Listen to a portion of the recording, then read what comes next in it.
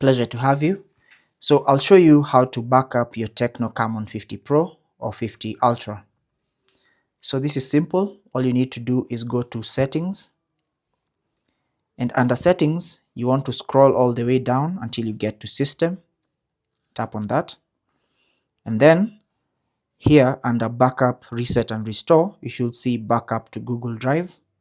So tap on that, and now you'll be prompted to turn on the sync. So tap on Turn On, and then select the files that you want backed up, including other device data. Select any option you want, and then tap on Confirm. And now all your data is going to be backed up. So if you want to back up photos as well, you can toggle this option on or off.